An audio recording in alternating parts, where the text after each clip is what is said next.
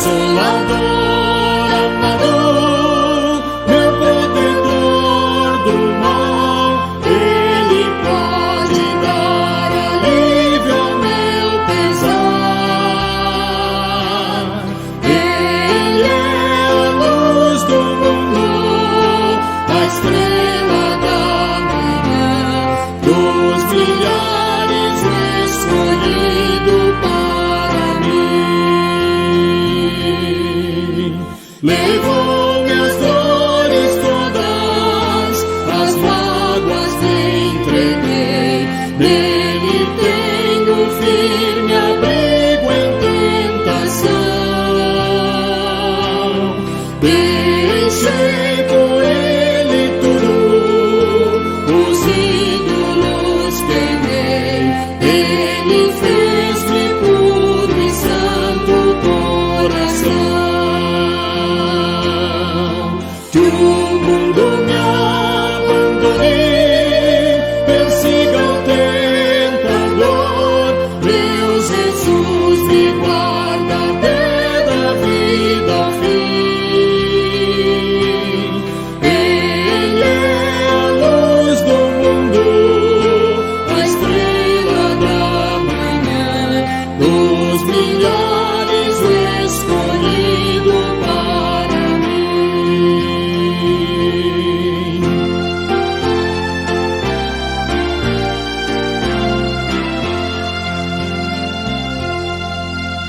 Jamais me desamparará, nem me abandonará.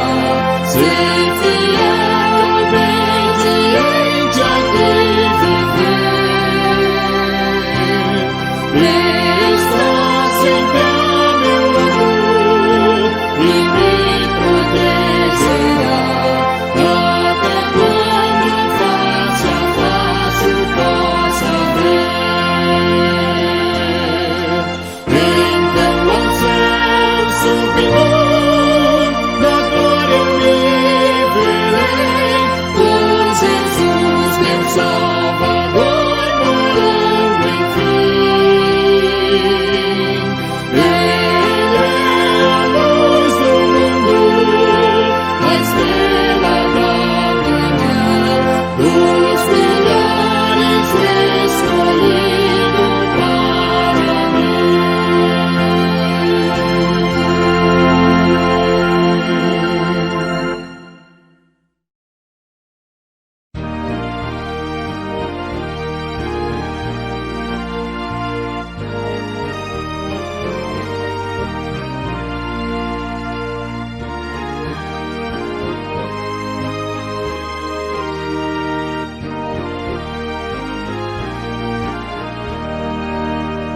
Muito felizes nos correm os dias e depressa se esvai nossa dor. São benditas as sãs alegrias quando reina no lar doce amor. Os caminhos pisamos juncados, sim, juncados de ramos em flor. Surgem bênçãos de todos os lados quando reina no lar doce amor. Saboroso é o pão que fruímos, se o fruímos de nosso labor. Sim, contentes em tudo sorrimos quando reina no lar doce amor. Os pais crentes aos filhos afirmam as verdades da lei do Senhor e com obras o ensino confirmam quando reina no lar doce amor.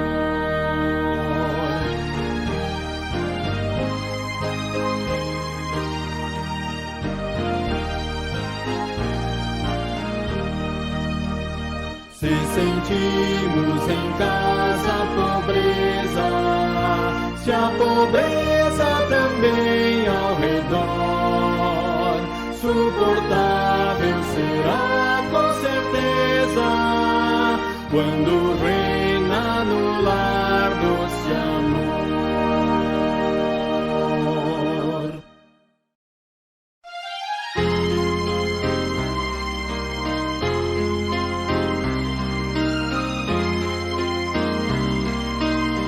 Se sofrimento te causei, ó Deus, e ao meu exemplo fraco tropeçou, e eu não andei nos bons caminhos teus, perdão, Senhor.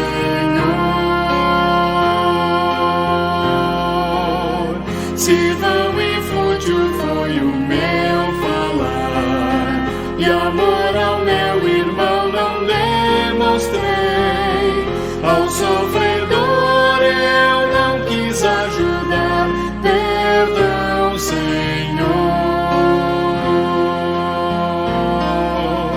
Se negligente foi o meu viver, sem me dispor a pelejar por ti, e firme em teu trabalho eu não quis ser, perdão, Senhor.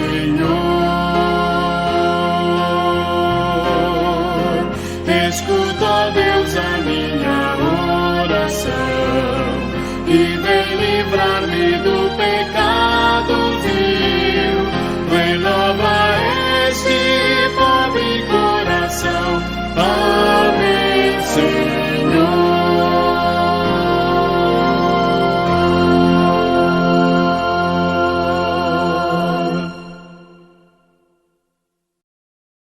Olá, seja bem-vindo à classe Catecúmenos da Igreja Presbiteriana Nova Jerusalém. Eu sou o Lucas Campos, o professor. E nós temos utilizado da revista Curso Preparatório para a Pública Profissão de Fé, da editora Cultura Cristã. Bem, nós também temos seguido o Credo Apostólico. Se você quiser ler o Credo, é só pausar o vídeo. O tema da lição de hoje é a encarnação de Jesus Cristo. A encarnação de Jesus Cristo. A título de introdução, o Credo diz assim: o qual, no caso Jesus, foi concebido por obra do Espírito Santo, nasceu da Virgem Maria. O Catecismo Maior de Westminster, na pergunta 37, pergunta: sendo Cristo Filho de Deus, como se fez homem? E ele responde: Cristo, o Filho de Deus, fez-se homem, tomando para si um verdadeiro corpo e uma alma racional. Isso mesmo, Cristo não só teve um corpo, como todo homem teve, mas ele também tem uma alma, como todo homem tem. Concebido pelo poder do Espírito Santo no ventre da Virgem Maria, da sua substância e nascido dela, ou seja, da mesma substância de Maria, mas também nascido de Maria. Mas, e a grande diferença fica aqui, sem pecado. Nós vamos tratar sobre outras perguntas do catecismo, e como essas são perguntas que talvez você vá ter alguma dificuldade, eu deixei as referências que o catecismo te dá aqui embaixo também. Então, de novo, se você quiser verificar essas referências, é só pausar o vídeo. Mas o ponto dessa pergunta é: Jesus Cristo foi homem como você é homem? Isso é muito importante que você entenda, ok? Essa frase, como você é homem, não tem um sentido de diminuir a humanidade de Jesus Cristo. Na verdade, tem um sentido de intensificar. Jesus Cristo é homem. Homem mesmo. Homem. Você pergunta, talvez você me pergunte, mas homem quanto, Lucas? Homem completamente. Mas completamente? Sim, completamente. Mas completamente como eu sou homem? Sim, completamente como você é homem. Qual a diferença? Ele não teve pecado. Ou seja, Jesus Cristo, ele aprendia.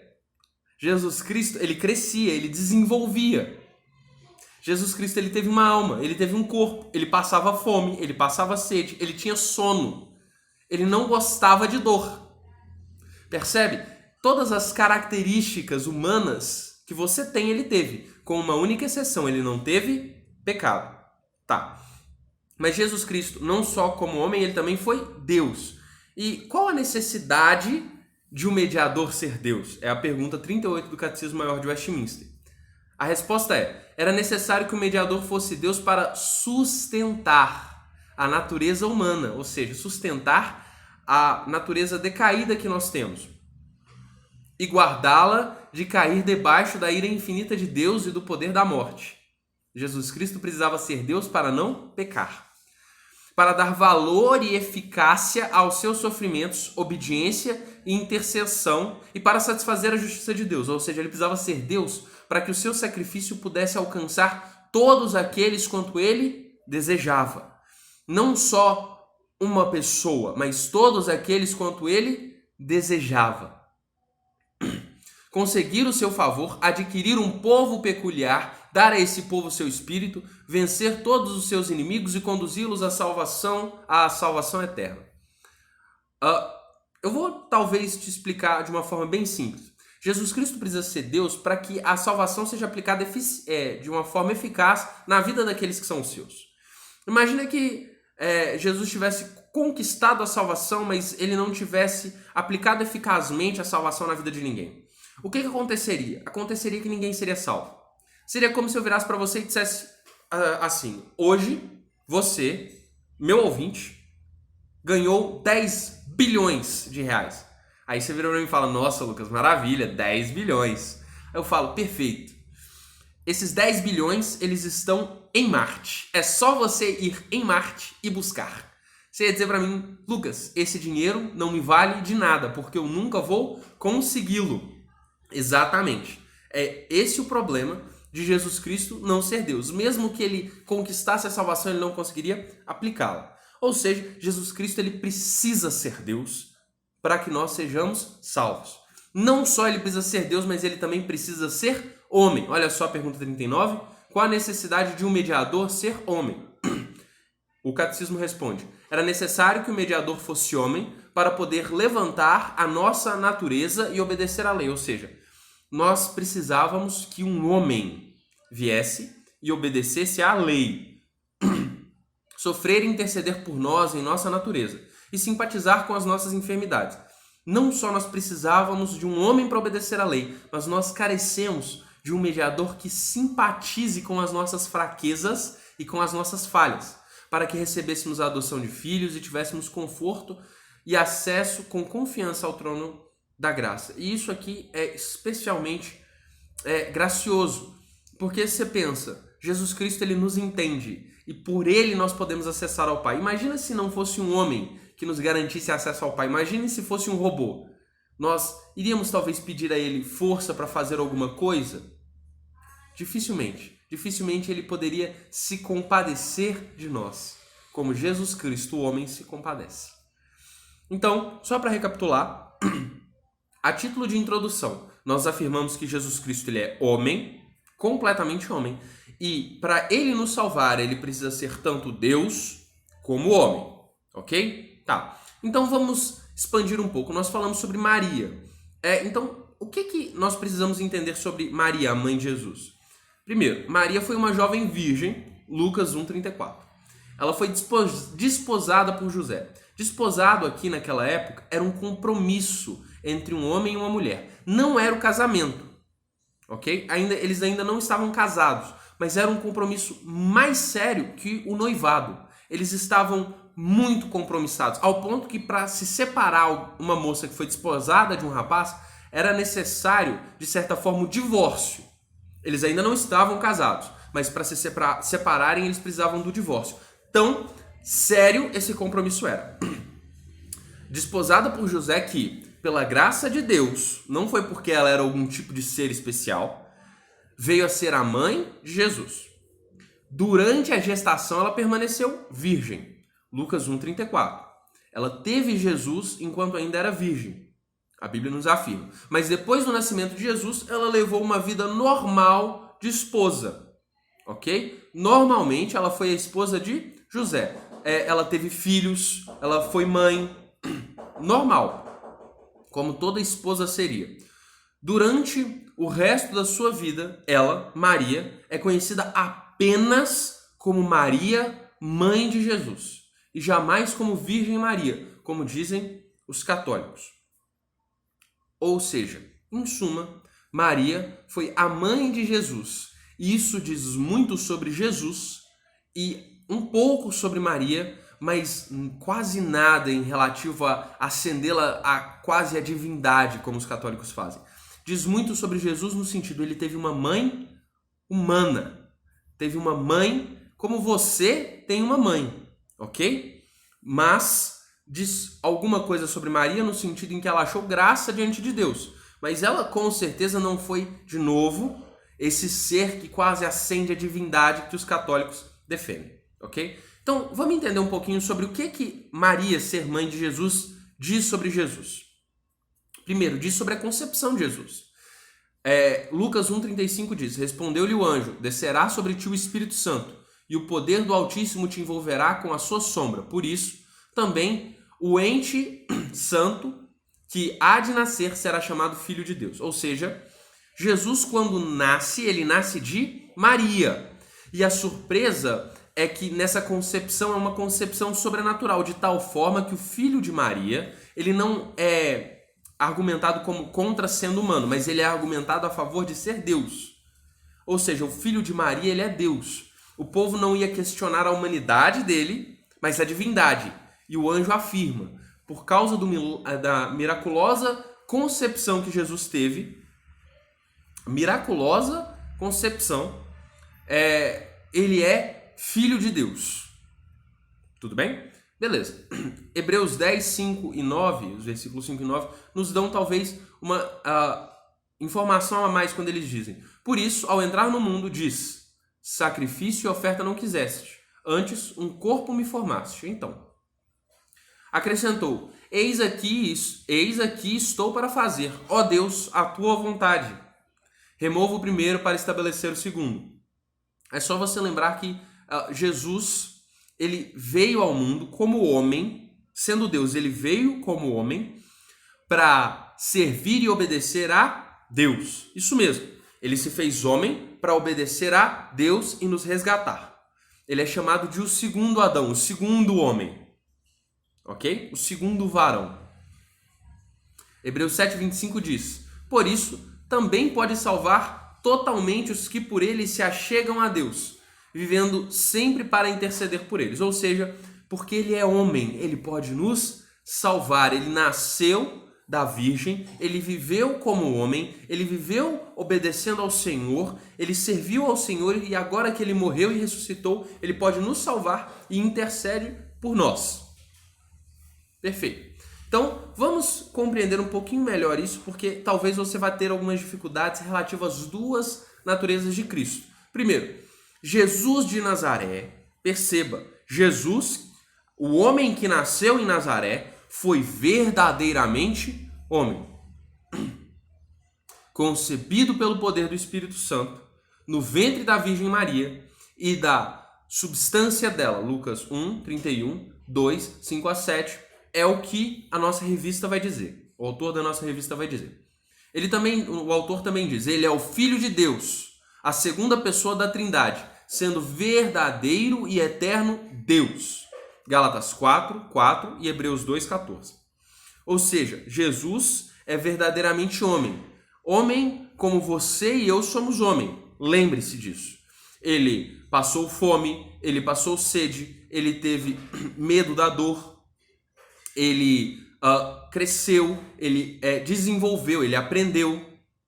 Como todo homem faz, ele teve uma alma, como todo homem tem. Ele é 100% homem, mas ele também é Deus, ele é o Filho de Deus. E filho, de novo, não é uma forma pejorativa de dizer que ele é algo menor, mas quer dizer que ele é igual, da mesma substância que Deus. Ele é verdadeiramente homem e verdadeiramente Deus. Por causa das duas naturezas de Cristo, Cristo pode agir conforme as respectivas naturezas, porém sem confusão e sem mistura. Jesus Cristo ele tem duas naturezas, a humana e a divina, e ele age conforme as duas.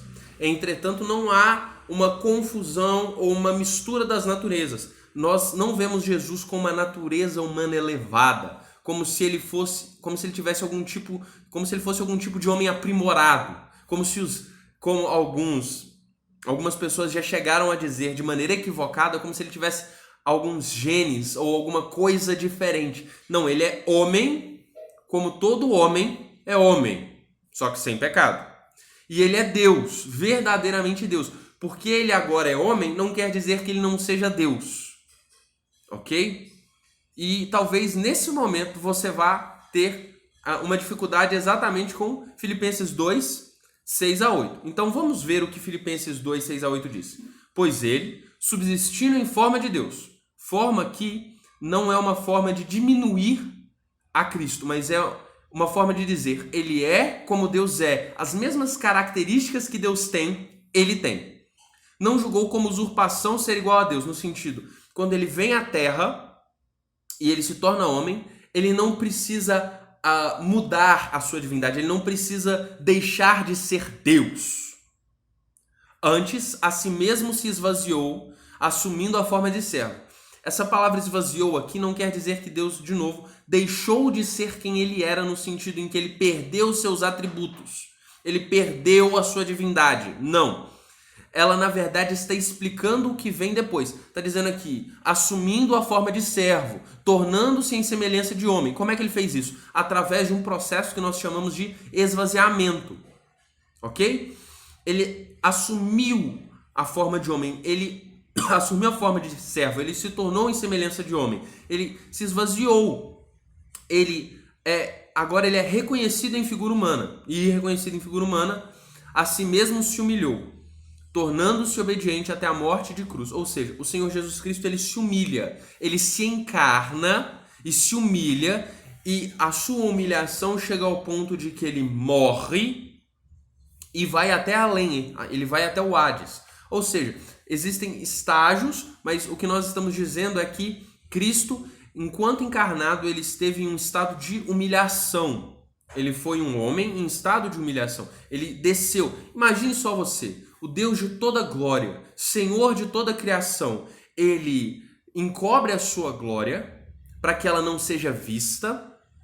E ele agora se torna um homem e anda no meio dos homens como homem, e as pessoas não o reconhecem como Deus, apesar de que ele é Deus soberano, que sustenta todas as coisas na palavra do seu poder. Percebe?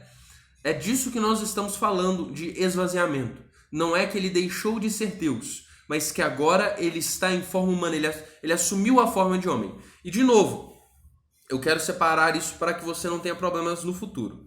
Não é que a forma humana seja uma forma de humilhação de Cristo. O catecismo ele explica isso melhor.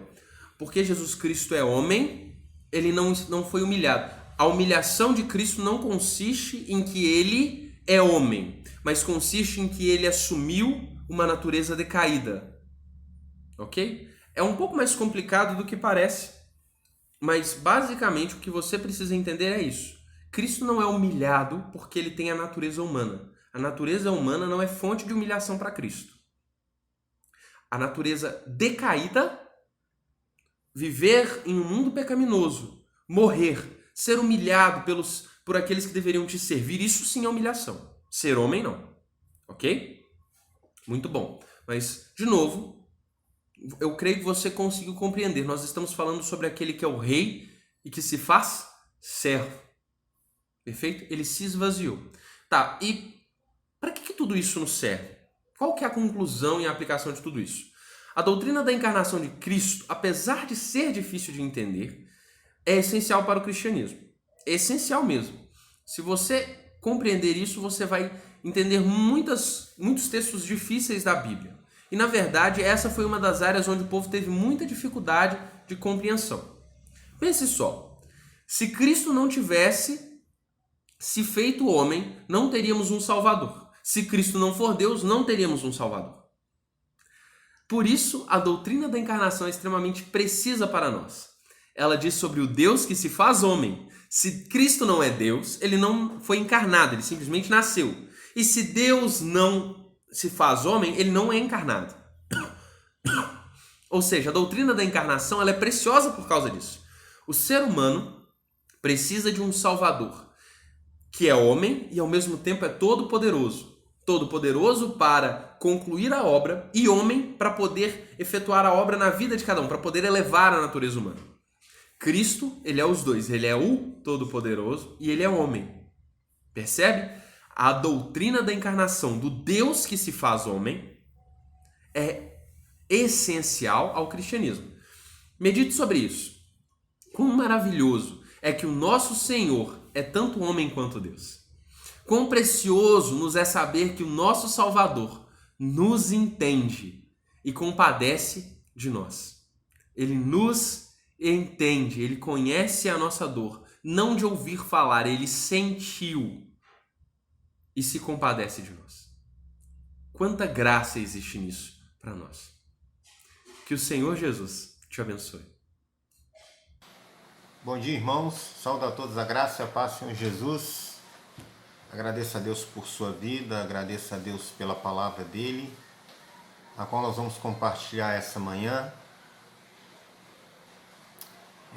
Vamos estar orando, pedindo a orientação do Senhor para nos ajudar a compreender a sua palavra. Senhor nosso Deus e Pai, nós agradecemos ao Senhor por esse dia, a qual sua bondade e a sua misericórdia renovou. Pedimos ao Senhor, em nome do Senhor Jesus, que nos ajude a compreender a tua palavra, a guardá-la e a praticá-la para a honra e glória do Senhor. Em nome de Jesus, na tua dependência, estamos e sempre estaremos.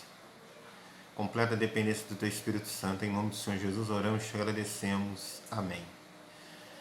Pois bem, irmãos, mais uma vez juntos, nós vamos compartilhar agora a palavra do Senhor no tema Testemunhas de Cristo.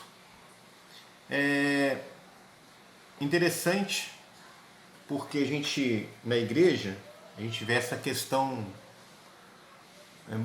às vezes muito comum, né? De chamar pessoas para testemunhar, né? Você poderia dar um testemunho aí da sua vida, como é que Cristo fez, como é que Ele transformou sua vida. Então, assim, primeira coisa que nós vamos fazer, é definir o que é testemunha. Testemunha é aquela pessoa que relata um fato, né? Um fato que ela viu, um fato que ela ouviu, então ela relata esse fato. Uma forma prática pode acontecer isso, por exemplo, você relatar um crime que você assistiu, que você foi testemunha, que você viu, né? Uma outra definição de testemunha, outro tipo de testemunha é aquela testemunha que só assiste. Ela não fala nada, mas ela assiste um ato, um momento. Exemplo, um casamento. Casamento, você pode ser testemunha de um casamento. Você assiste o casamento e ali você se torna uma testemunha. Não precisa falar, mas você assistindo ali, você já se torna essa testemunha. Testemunha, de uma forma ampla, é esse. Eu falei da testemunha, né, de vida, né? Você conta um momento da sua vida. E testemunho como definição, assim, talvez de uma forma mais geral, é algo ou alguém que confirma a verdade sobre alguma coisa. Algo ou alguém que confirma uma verdade confirma a verdade sobre alguma coisa. Pois bem, que tipo de testemunho que nós temos então? Como podemos ser testemunhas? Podemos ser testemunhas através do ouvir e através do falar. Podemos ser testemunhas através do fazer. Você faz aquilo que você aprendeu e fazendo, você coloca em prática, você testemunha, faz o seu testemunho de uma forma prática pelo aquilo que você acredita, pelo aquilo que você tem fé. Você acredita estar certo. Você testemunha a sua fé através da prática. E tem aquela questão do testemunhar a vida, né? Testemunho de vida, né? Ressaltando que testemunho de vida é algo que é só para tomar um cuidado, porque testemunho de vida é algo particular, é algo individual. Eu não posso fazer um testemunho de vida, o que aconteceu na minha vida, eu não posso criar uma regra com aquilo, que aconteça com todos da mesma forma, porque Deus trata cada um na sua individualidade. Jesus trata cada um na sua individualidade.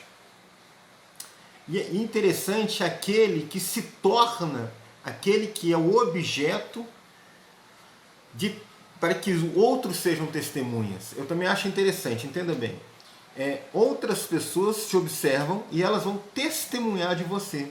Você não é a testemunha, mas é interessante saber que pessoas podem ser testemunhas da sua vida. Então eles podem testemunhar tanto em fatos corretos, como em fatos ruins. Então a pessoa pode testemunhar de você coisas ruins ou pode testemunhar coisas boas de você, né? Então a gente pode ser o objeto para que as outras pessoas se tornem testemunhas. Então, pois bem, vamos lá em alguns textos para a gente falando aos poucos sobre essa questão de testemunhas. Vamos ver como é que se dá isso aqui nos textos, aqui na palavra. Primeiro, Mateus 5,16. Mateus 5,16. 5,16.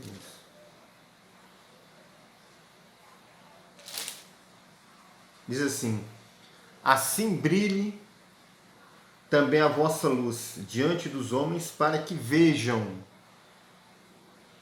as vossas boas obras e glorifiquem a vosso Pai que está nos céus. A ideia do texto aqui é que a gente seja luz do mundo, brilhe. O seu brilho, ele pode ser uma testemunha, um tipo de testemunho. As pessoas, você vai testemunhar através das suas obras, a sua fé, e através das suas obras as pessoas vão glorificar a Deus. Então, a luz que resplandece através das suas obras, através da sua fé em Cristo, aquilo é uma forma de testemunhar. A sua luz é uma forma de testemunhar Cristo em sua vida, quando você pratica as boas obras.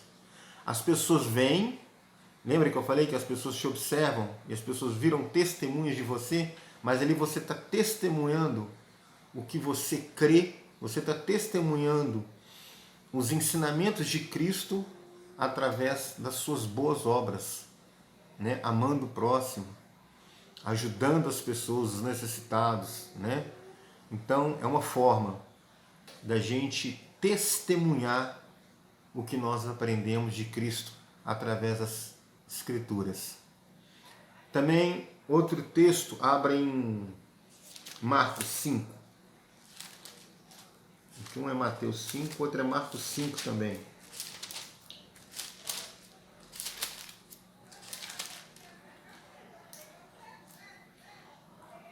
Marcos 5,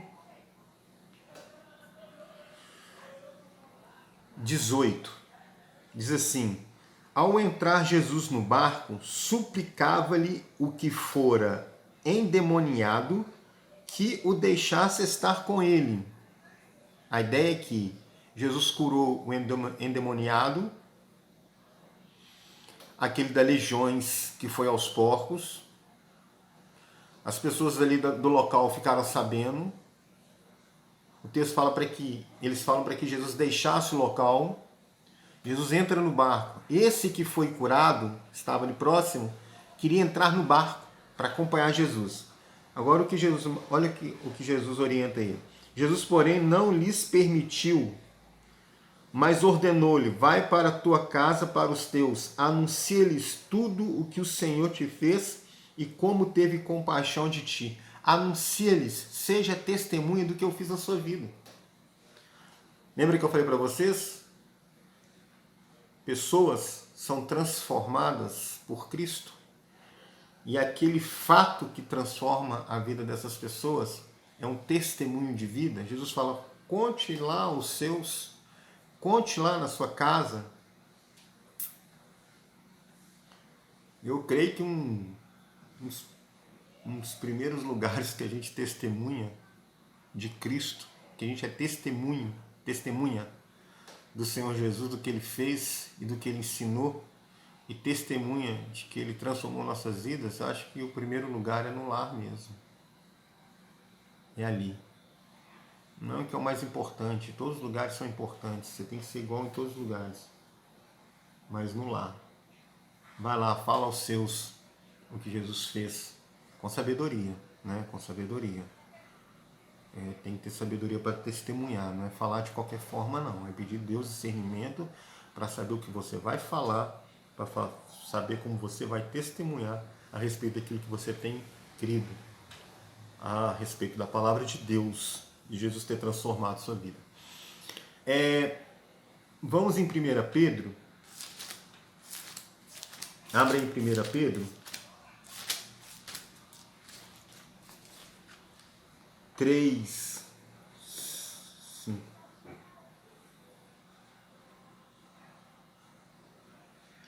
1 Pedro 3.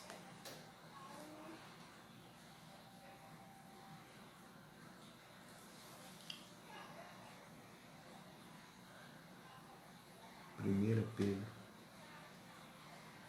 3,15. Antes, santificai a Cristo como Senhor em vosso coração, estando sempre preparado para responder a todo aquele que nos pedir razão da esperança que há em vós. Isso mesmo, 3,15. Para responder a todo aquele que vos pedir razão da esperança que há em vós. Para que você responda a razão, aquilo que você crê, a sua fé, aquilo que você entende como orientação do Senhor para a sua vida, aquilo que só que a questão aqui é quando você responde, para que você responda. Quando eu defini testemunhar, é a pessoa que relata um fato, né? Então é isso mesmo, você relata as coisas firmado na fé em Cristo. É o seu testemunho. Você dá razão da sua fé, testemunhando, relatando a palavra de Deus na sua vida. Sendo através de ações, sendo através da fala apenas. Então tá, pois bem, vamos lá. Atos 4 é uma outra forma de testemunhar.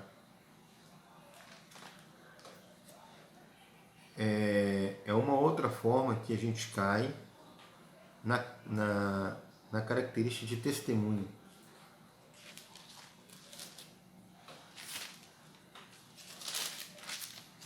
Atos 4:18. 4:18. Chamando-os, ordenaram-lhes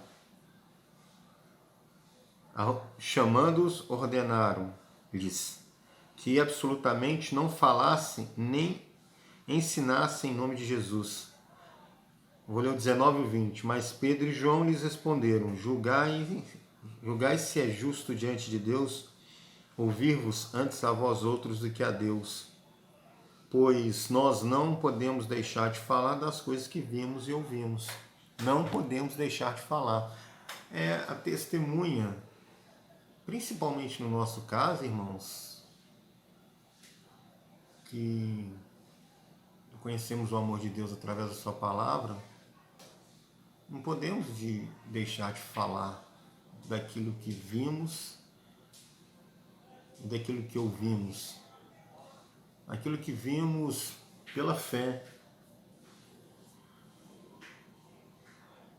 e aquilo que ouvimos, muitas das vezes através das pregações que nos são ensinadas, os ensinos bíblicos, ouvimos a respeito dos ensinos. Não podemos deixar de falar a respeito daquilo que temos aprendido, né? E aqui eu queria chamar a atenção porque aqui eles foram intimidados a não falar, a não testemunhar de Jesus.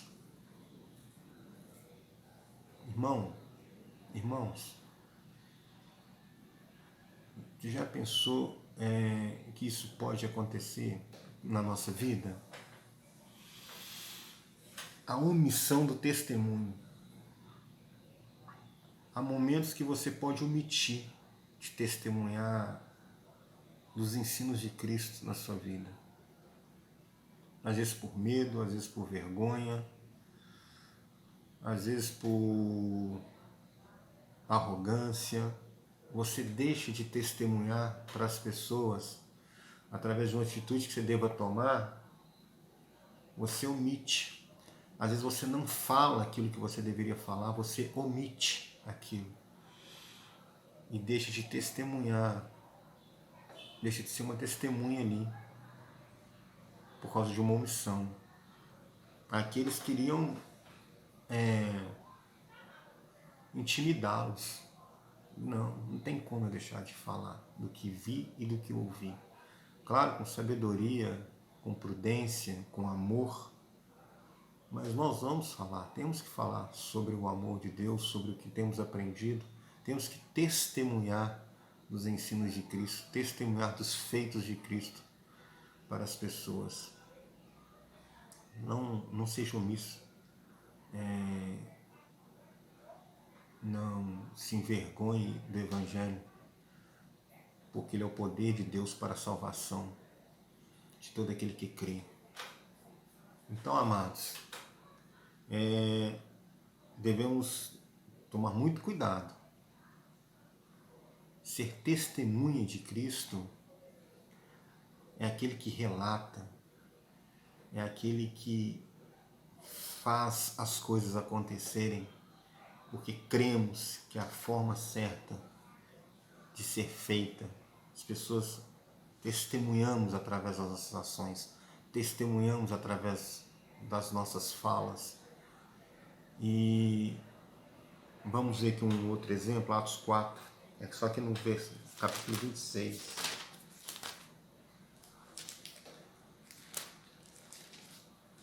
Atos 4, 26. De 1 a 9, fala sobre o rei Agripas. Paulo perante o rei Agripa. E Paulo aqui, ele vai contar, vou ler os primeiros versículos só para a gente introduzir aqui.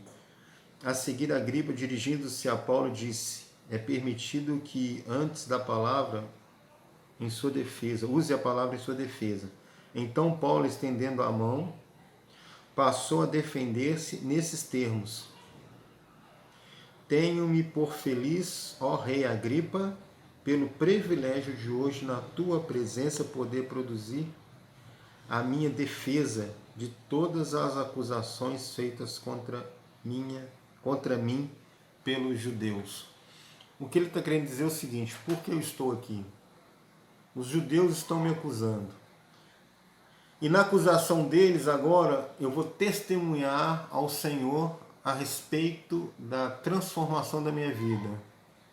Ele fala aqui no versículo 5: pois, na verdade, eu era conhecido deles desde o princípio, se assim o quiserem testemunhar, porque vivi fariseu conforme a seita mais severa da nossa religião. Diz aqui que as pessoas podiam testemunhar de quem ele era. Perseguidor da igreja. Perseguidor daqueles que seguiam a Cristo. Seguiam os ensinamentos de Cristo. Continuando esse momento de testemunho, ele explicando ali, você vai lá no versículo 5, no versículo 6. E agora estou sendo julgado por causa da esperança da promessa que por Deus foi feita aos nossos pais. Estou aqui porque em outras palavras, estou aqui porque estou pregando o Evangelho. Estou aqui porque estou falando de Cristo, a promessa aos profetas do Messias, do Salvador, de Cristo. Estou pregando Cristo, estou pregando o Evangelho, estou pregando as boas novas. Por isso estou aqui, fui perseguido. Agora ele está testemunhando com relação à sua vida, em relação àquele momento ali. No versículo 15, então eu perguntei: quem és tu, Senhor? Quando Jesus chama a Paulo em Damasco. Então, na estrada de Damasco, eu perguntei: quem és tu, Senhor? Ao que o Senhor respondeu: eu sou Jesus a quem tu persegues. Mas levanta-te e firma-te sobre teus pés, porque por isso te apareci para te constituir ministro e testemunha, tanto das coisas em que me viste, como daquelas pelas quais te aparecerei ainda. Estou te chamando para você ser minha testemunha. Ele está explicando ao rei. Eu estou aqui porque eu sou uma testemunha de Cristo, fui chamado por Ele para estar aqui. E no versículo 22, mas alcançando o socorro de Deus, permaneça até os dias de hoje, dando o quê? Testemunho, tanto a pequenos como a grandes, nada dizendo senão o que os profetas e Moisés disseram a haver de acontecer. Paulo está relatando ao rei o tipo de vida daquele que se diz assim, seja meu imitador como eu sou de Cristo. Ele teve um momento em que ele perseguia a igreja, depois, pelo Evangelho, ele foi chamado por Cristo ali para ser ministro e testemunha, foi acusado pelos judeus, pelo fato até dele estar ali, na presença do rei. Ele não omitiu. Em momento nenhum ele deixou de testemunhar. E é aquela pessoa que ouviu de Cristo e falou a respeito dele. É aquela pessoa que através de orações testemunhou o seu amor pelos seus irmãos. Irmãos, uma vida de testemunho a Cristo é uma coisa que se dá no dia a dia, em cada momento. Todo momento você está testemunhando, seja em palavras, seja em ações, você está dando um testemunho daquilo que você tem aprendido de Cristo.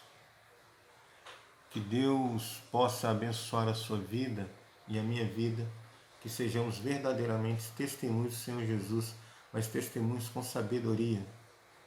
Não de qualquer forma, mas com muito amor às pessoas, em nome de Jesus. Que Jesus os abençoe. Amém. Fique na paz. Olá, muito bom dia. Cumprimento a todos com a graça e a paz do nosso Senhor Jesus. Hoje nós vamos estudar a nossa lição de número 6 e o tema é a nova vida em Cristo.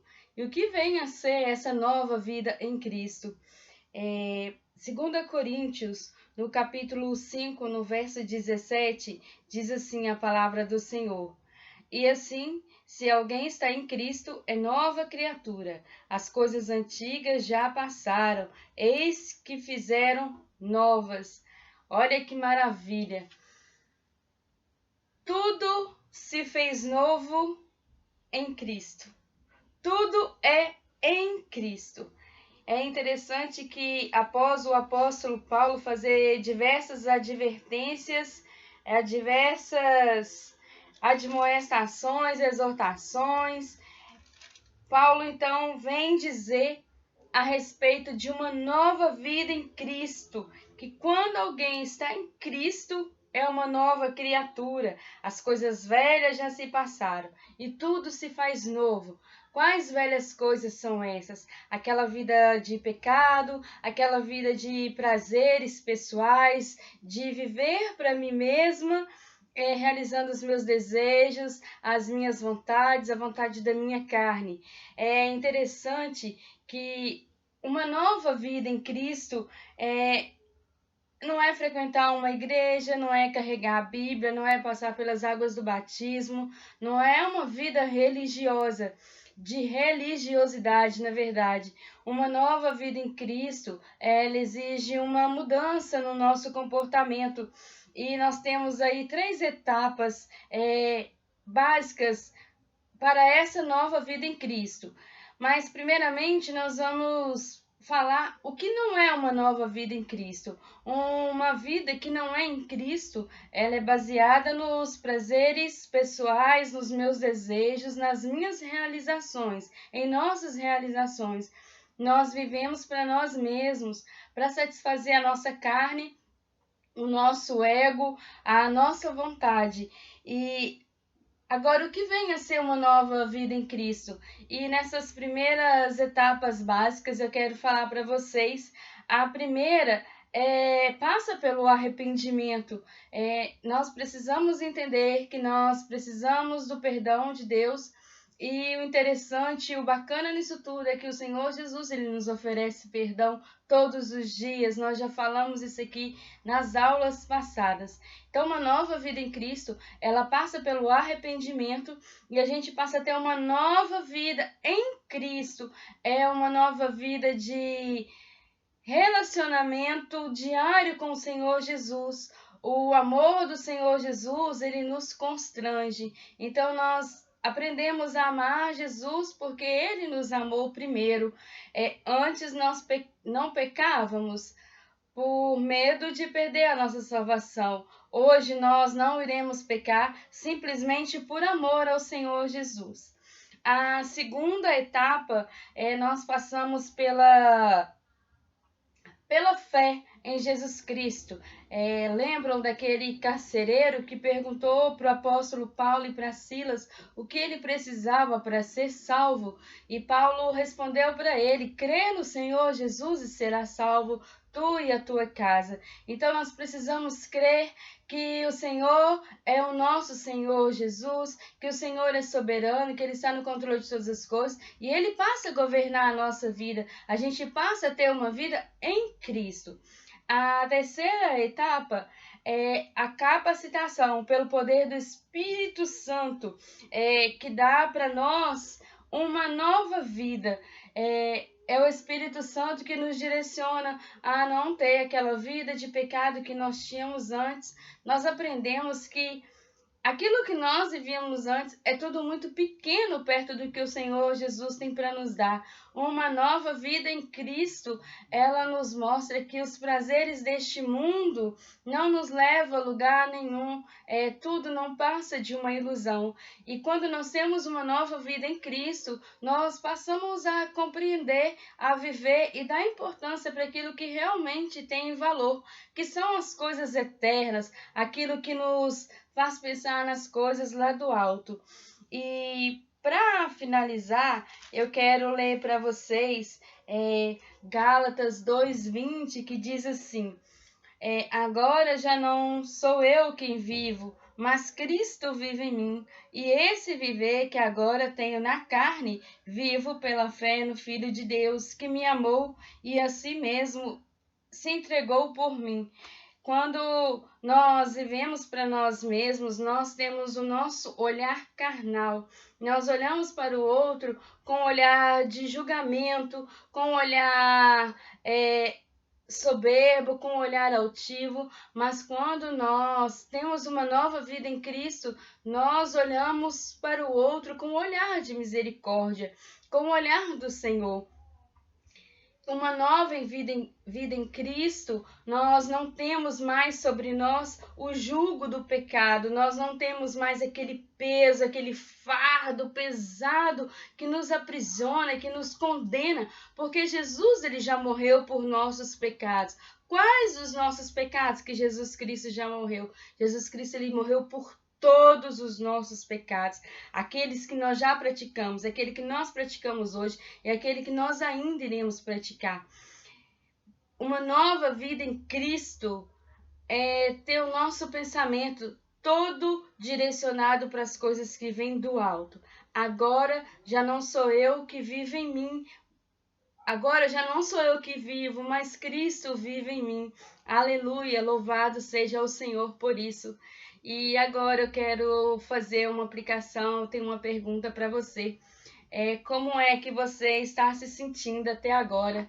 Eu não sei se você acompanhou todas as nossas aulas, mas eu espero que o Senhor possa estar falando ao seu coração, assim como está falando ao meu, e que este amor do Senhor Jesus possa de fato estar te constrangendo para que você venha ter uma nova vida em Cristo. Feche os seus olhos e vamos orar. Pai Santo, muito obrigado por este estudo, que nós possamos, ó Deus, crer no Senhor Jesus, que nós possamos nos arrepender de todos os nossos pecados, crer que o Senhor é o Senhor das nossas vidas e que possamos, ó Deus, passar pela capacitação, que o Teu Espírito Santo, ó Deus, venha nos capacitar para essa vida santa diante do Senhor. Nós queremos viver, ó Deus, essa nova vida com o Senhor. Perdoa, Jesus, os nossos pecados, essa oração que te faço em nome do Senhor Jesus. Amém. Um forte abraço e fiquem com Deus. Graças e paz, amados. É com grande alegria que estou aqui com os irmãos, para estudarmos mais uma porção da palavra do Senhor. O estudo de hoje, irmãos, vem falar sobre ansiedade, sobre essa nossa adaptação ao confinamento devido ao coronavírus, ao Covid-19. E vamos ver o que as Escrituras, como as Escrituras podem nos ajudar diante de todo este fato. Amém? Muito bem. O capítulo de hoje tem o seguinte título: Tá nas mãos de Deus.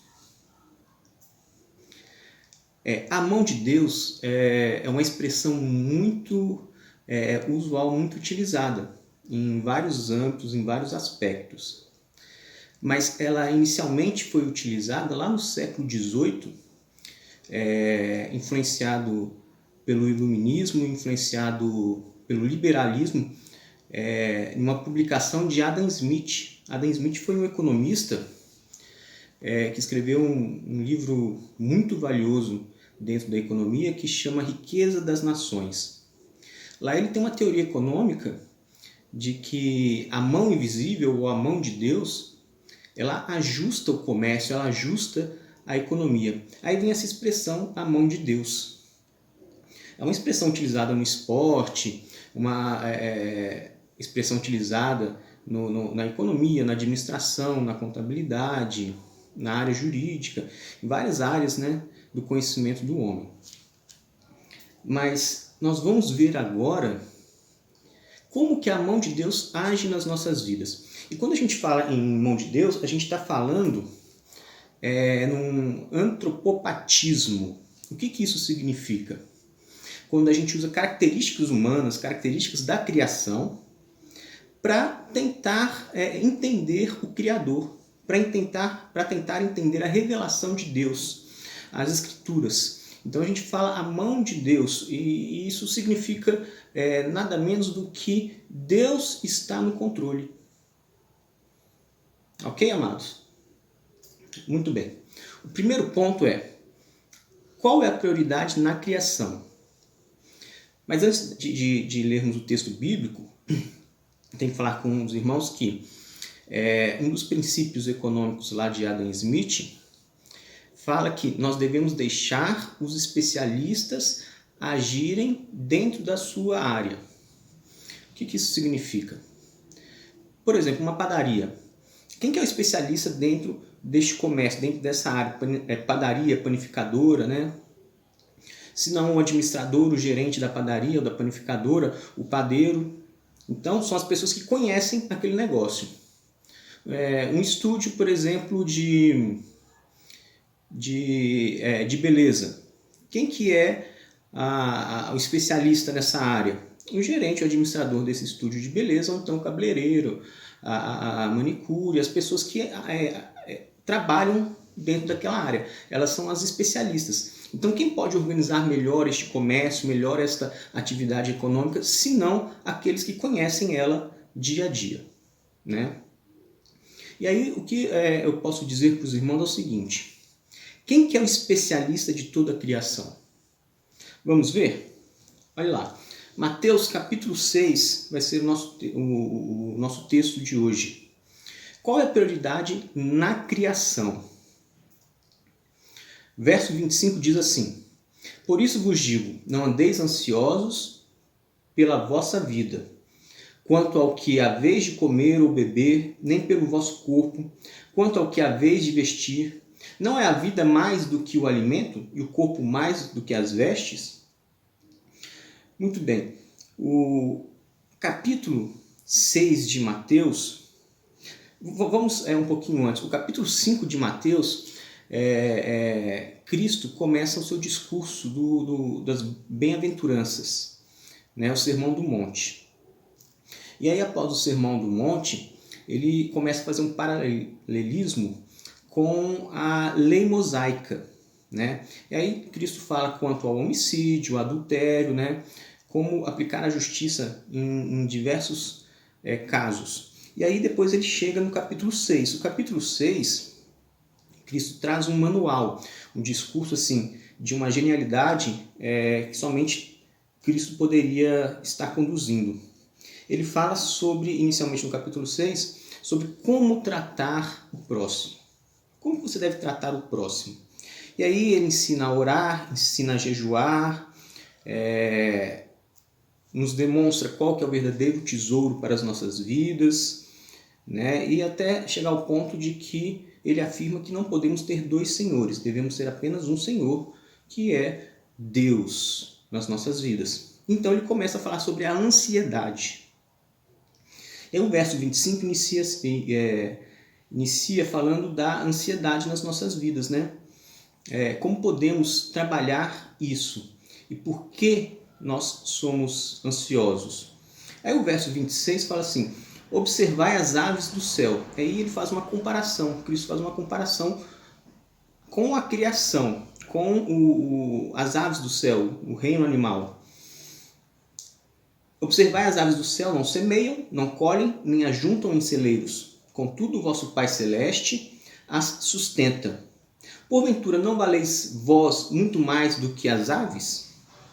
Bem, o que Cristo está querendo dizer com isso? Primeiro, nós para nos alimentarmos, nós temos que plantar, nós temos que colher, nós temos que manufaturar, né, transformar, né, às vezes aquela matéria-prima em um alimento, em um produto para a gente utilizar. E as aves do céu não fazem nada disso. E aí ele fecha o verso 26 falando: porventura, não valeis vós muito mais do que as aves? Se as aves não fazem nada disso e ainda conseguem o seu sustento, quanto mais nós. Não é verdade? Aí a pergunta é: qual a prioridade na criação? O intuito, no verso 27, diz assim: qual de vós, por ansioso que esteja, pode acrescentar um côvado ao curso da sua vida? Cristo então fecha esse trecho, esses 3 versículos, e ele quer dizer o seguinte: se eu cuido da criação toda, por que eu não vou cuidar de você? E qual que é a prioridade de Deus diante da criação? Né? Ele faz uma comparação com as aves do céu. Se ele cuida das aves do céu, por que não vai cuidar de cada um de nós? Qual que é a prioridade de Deus na criação? A prioridade de Deus na criação, amado, é você, sou eu, somos nós. Nós somos prioridade de Deus na criação. Deus é o grande sustentador de todo o cosmos, de todo o universo, de todo o planeta Terra, de toda a criação. Ele sustenta toda a criação. E dentro de toda essa criação, no cosmos, no universo, nós somos prioridade para Deus. Então Cristo, a primeira coisa que ele tenta dizer ali para a gente, ali em Mateus 6, é que nós somos prioridade para Ele. Então, claro que Ele irá cuidar de nós. Segundo ponto: qual é a prioridade da sua vida? Os versos 28 a 30 dizem assim: por que andais ansiosos quanto ao vestuário? Considerai como crescem os lírios do campo, eles não trabalham, nem fiam. Aí Cristo faz uma outra comparação, aí usa o reino animal, ou aliás o reino vegetal, né? Os lírios do campo, né? Primeiro ele fez a comparação com as aves, agora com os lírios do campo. Ele continua no verso 29: eu contudo vos afirmo que nem Salomão em toda a sua glória se vestiu como qualquer deles. Olha a genialidade do discurso de Cristo. Ele pega o homem mais sábio, aquele que conseguia ter uma percepção da criação maior do que a maioria das outras pessoas, e poderia administrar melhor as circunstâncias ao seu lado, ele compara cada um de nós com Salomão, falando que se Salomão, que tem uma percepção melhor, que pode administrar melhor os recursos, as coisas, tem uma sabedoria imensa, se ele não se vestiu, mesmo no seu ápice, na sua glória, tão bem quanto os lírios do campo, por que você está ansioso quanto a isso? Cristo quer dizer o seguinte, amados, que Salomão, que foi o homem mais sábio, e ele não consegue administrar a criação, não consegue administrar os recursos, melhor dizendo, né? Você também não conseguirá administrar esses recursos. E quem é o grande administrador? Quem é o grande pilar da criação? É Deus. Então, Deus sempre vai administrar, sempre vai organizar, sempre vai cuidar melhor das coisas do que Salomão e do que você, do que eu. Então, acalme o seu coração. Cristo está cuidando da criação. Verso 30. Ora, se Deus veste assim a erva do campo, que hoje existe e amanhã é lançada no forno, quanto mais a vós, outros homens de pequena fé. Então, o objetivo principal nesses 3 versículos aqui de Cristo é demonstrar para a gente que nada que nós viermos a fazer, mesmo que venhamos a ter a sabedoria de Salomão para administrar os recursos, nós não vamos conseguir fazer melhor do que Deus.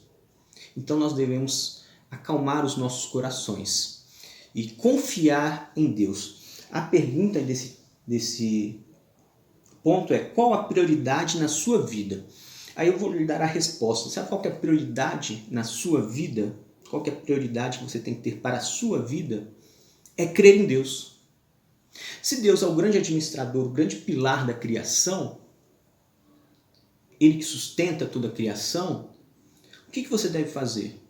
Cumprir o seu papel como homem, como mulher, como criatura e crer em Deus. Crer que Deus vai trabalhar da melhor forma possível para cumprir o propósito dele. Então, a sua prioridade tem que ser crer em Deus. O terceiro ponto diz assim: onde está a sua confiança? Mateus capítulo 6, os versos 31 ao 33 dizem assim: portanto não vos inquieteis, dizendo, que comeremos, que beberemos, ou com que nos vestiremos? Cristo vem demonstrar a ansiedade e às vezes a pequenez humana. Ali são todos pontos de necessidade do ser humano: comer, beber, vestir. E nós ficamos ansiosos com o dia de amanhã.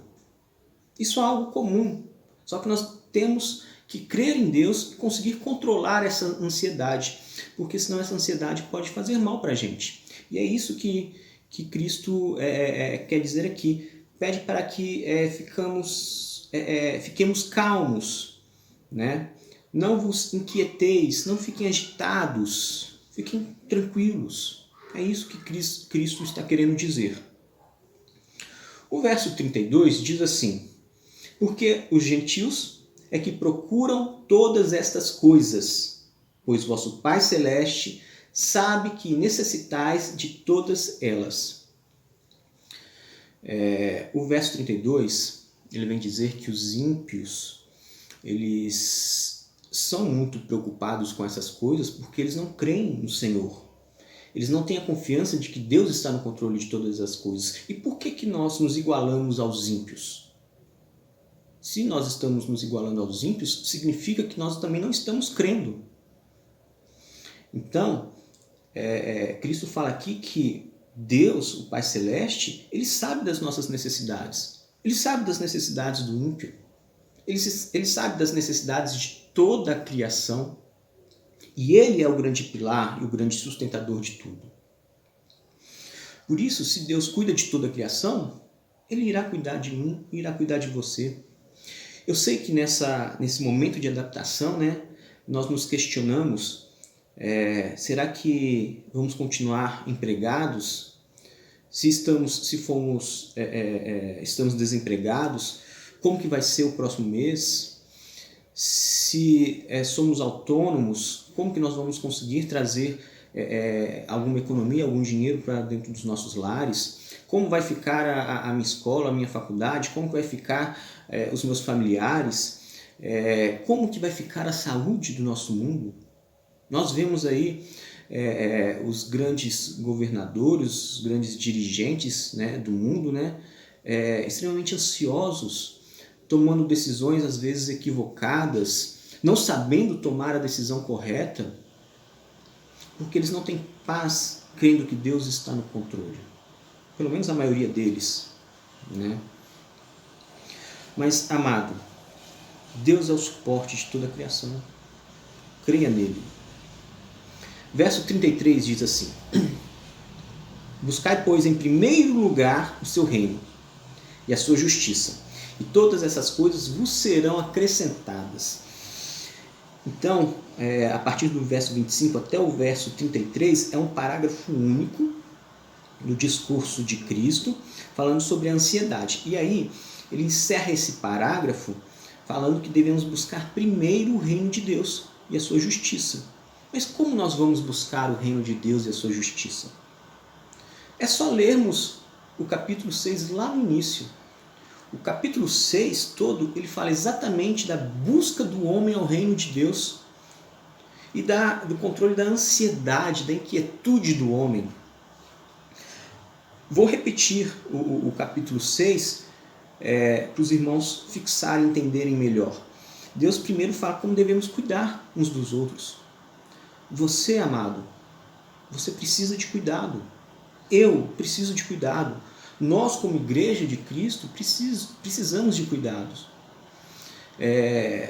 O mundo todo, em geral, ele precisa de cuidado. E nós estamos cuidando uns dos outros, estamos vendo a necessidade uns dos outros.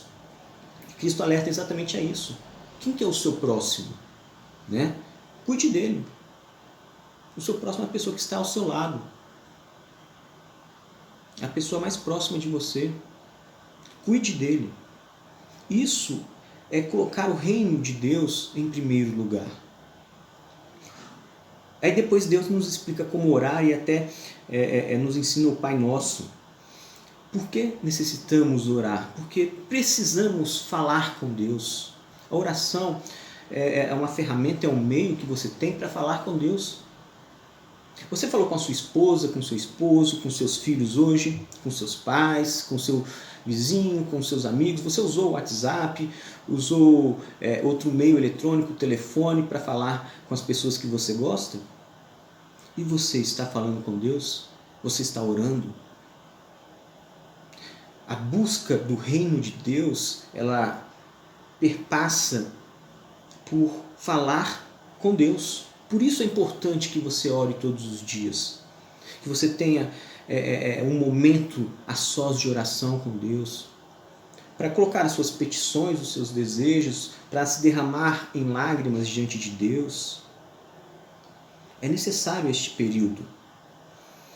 Então, Deus nos ensina a jejuar, nos fala dos tesouros no céu, né? Posteriormente fala que os nossos olhos são a lâmpada do corpo. Né? O que você está vendo? Como que você está vendo? Nesse período de isolamento, talvez você esteja um período maior no seu lar, na sua casa, né? Não esteja trabalhando, ou esteja trabalhando através de home office, de algum meio eletrônico. O que você está vendo neste período? O que os seus olhos estão enxergando? O que você está consumindo dentro da mídia, por exemplo? Então, buscar o reino de Deus é filtrar isso.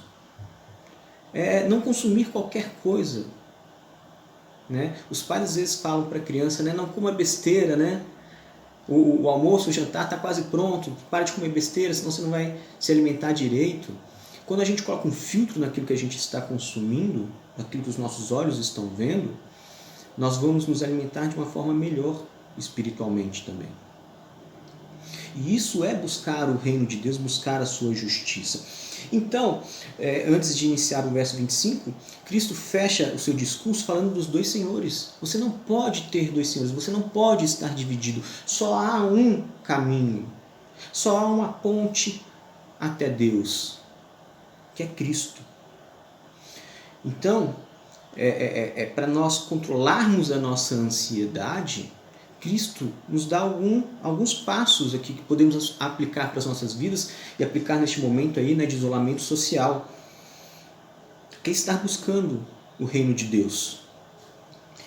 Então, após esse trecho, esse parágrafo, Cristo termina no verso 34, concluindo da seguinte forma: portanto, não vos inquieteis com o dia de amanhã, pois o amanhã trará os seus cuidados, basta ao dia o seu próprio mal. Quem é o grande administrador e o grande governador da criação? Se você confia nele, e se você é prioridade para Deus, fique calmo, se aquiete. Saiba que Deus vai providenciar tudo quanto você necessita, tudo quanto a sua família necessita. Eu sei que às vezes é difícil a gente ter essa calma, essa tranquilidade, essa fé, mas para a gente exercitar e aumentar essa fé, Cristo está nos explicando tudo aqui no capítulo 6 de Mateus. Então, se em algum momento a sua ansiedade, ela às vezes transborda o seu ser, se aquiete, ore e leia as Escrituras. Leia o capítulo 6 de Mateus. Leia 1, 2, 3, 4 vezes, quantas vezes forem necessárias. E o Espírito Santo de Deus com certeza trabalhará na sua vida para aquietar você, para lhe acalmar, para fazer com que sua fé cresça. E amados, quem é o especialista de toda a criação? O grande Criador, Deus. Deus é o especialista de toda a criação. Então, amados, eu digo para os irmãos, confiem a vida de vocês na mão do grande especialista da criação, Deus. Coloque a sua vida nas mãos de Deus. Creia. Se você ainda não fez essa escolha em definitivo, faça ela logo. Não espere ver como que vai acontecer as coisas, como que sua vida vai ficar, como que vai acabar esse período de adaptação do Covid-19. Não espere. Faça agora, neste momento. Deus é o especialista de toda a criação. Entregue a sua vida na mão do especialista. Entregue a sua família na mão do especialista. Confie nele. Ele vai cuidar de você, ele vai cuidar de mim, ele vai cuidar da nossa igreja. Amém, amados? Vamos ter agora uma palavra de oração. Senhor Deus, grandioso Pai, nós louvamos e bendizemos o Teu nome, Pai. Ó Deus, obrigado porque em meio à ansiedade que nós passamos, em meio a essa adaptação social, o Senhor está presente nas nossas vidas, o Espírito Santo do Senhor está presente nos nossos corações, aquietando, acalmando, tirando toda a agitação dos nossos seres. Ó Deus, que a cada dia possamos confiar as nossas vidas, entregar as nossas vidas na mão do grande especialista da criação, que é o Senhor. Toda a honra e toda a glória seja dada ao nome do nosso Senhor Jesus Cristo. Amém.